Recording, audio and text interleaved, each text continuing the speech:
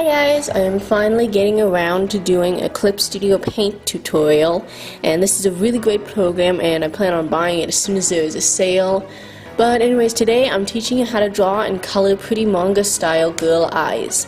This will be a relatively simple tutorial with little to no time lapse. I'm probably going to have to do maybe a tiny bit of time lapse if it gets super boring, but mostly it's just going to be nice and easy to follow. Before we start, I just want to give you a little Clip Studio hack. Drawing with a pen tablet as a beginner can be really discouraging. I know, because I'm a beginner still. When the lines you draw turn out shaky and uneven, which they usually do. Here's how to prevent that without years of practice. This bar here is for adjusting stabilization. The lower the number, the more precise your drawing will be, and most often the shakier it'll be. To fix that, bump that number up a few times. I usually have the stabilization set to around 30 since that gives me realistic results like I'm drawing on paper, but when I need to trace something slowly, like for animation, I set it even higher, usually around 70. Now let's get into the tutorial. I'm starting with a sketch, which I'm going to do in blue just because, well, everyone seems to sketch in blue. So I'm just going with the flow. By the way, this isn't a how to draw tutorial so much as a how to work digital art tutorial, so I won't go too deep in the details of shaping the eye. I'll be doing traditional art for things like that.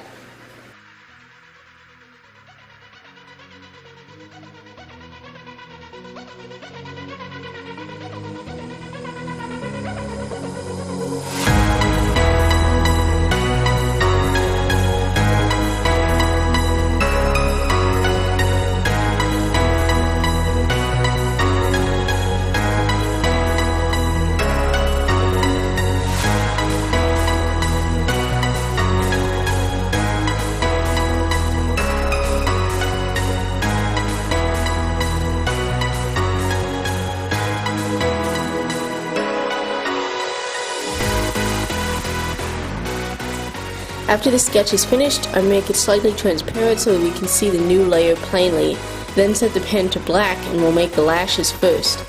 It's important to make a lot of different layers for each part of the drawing so that when you erase, you don't ruin everything.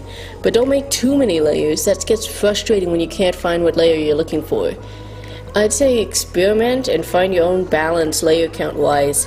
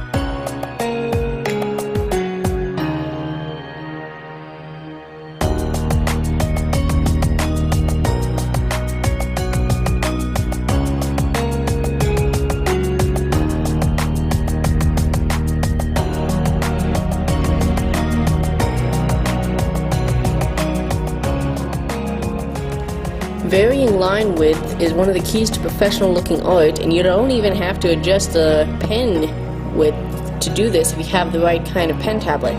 Most tablets and programs can detect pen pressure, and it's almost like you're drawing on paper because you press down harder and the line gets thicker, and you pull back and it's really thin. So be sure to make the most of this feature.